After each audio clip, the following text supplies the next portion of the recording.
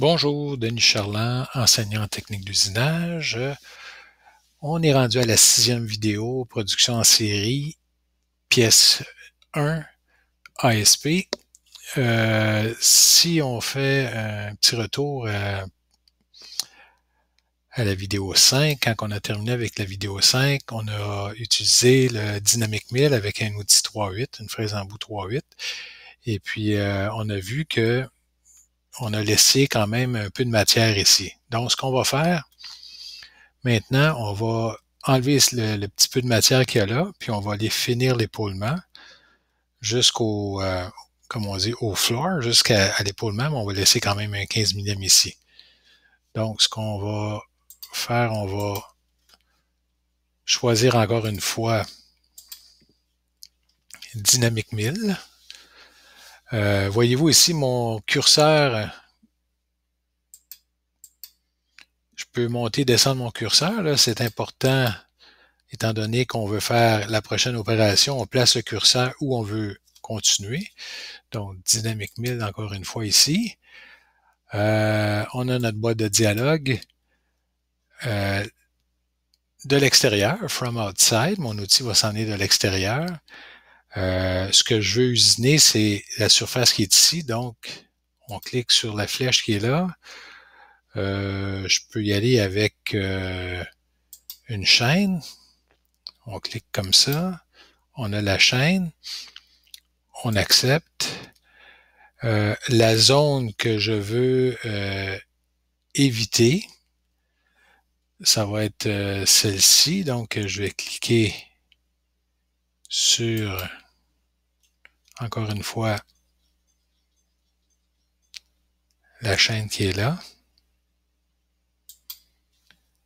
On accepte. On peut faire un preview. On voit que la surface qu'on veut utiliser, c'est la surface qui est rayée ici, là, hachurée noir et rouge.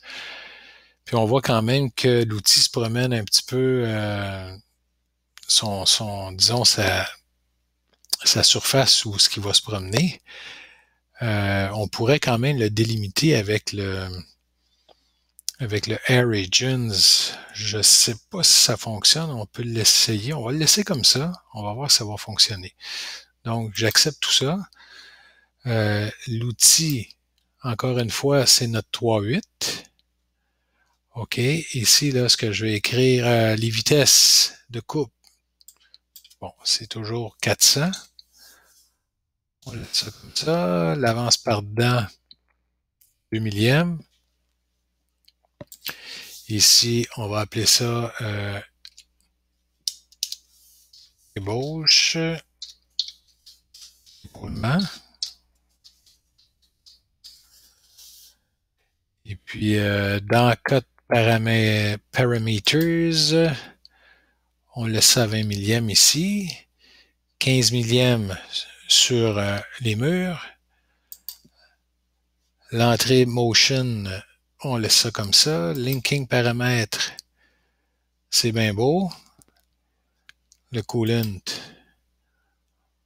on va l'activer. Il est déjà activé. OK, là ici, ce que je vais rajouter, parce que étant donné que j'ai laissé un petit peu de matière dans mon premier Dynamic Mill, dans mon opération précédente, je vais activer le Depth of Cut ici. Et puis, ce que je vais faire, je vais mettre une passe de finition avec un 140 millièmes. OK, 140 millièmes, ça correspond exactement à la profondeur de mon épaulement ici.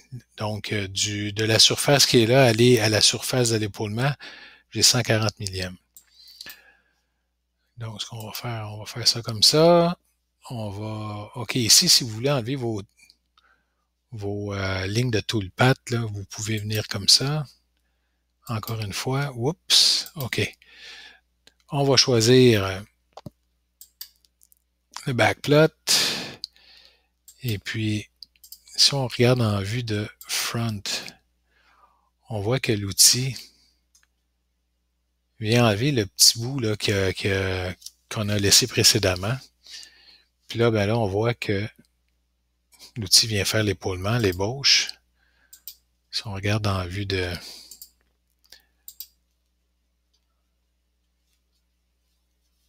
C'est déjà terminé. Non, on continue. On recommence. Donc, il enlève la partie qu'on avait laissée. Puis après ça, ben, l'outil vient faire son... vient finir l'épaulement.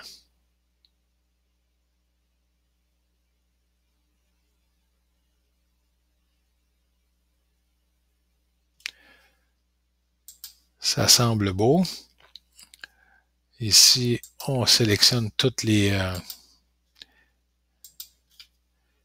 opérations. On va se placer en isométrique. On va aller dans notre simulation.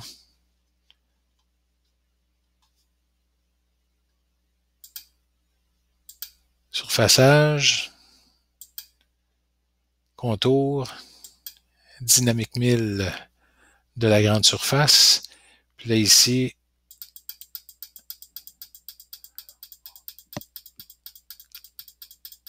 là, ça va être long quand même. Donc, si je le... C'est ça que ça donne. On voit là que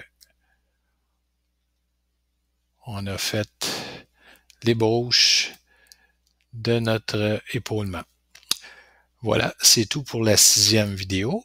On se revoit pour la 7e. Merci beaucoup et à la prochaine.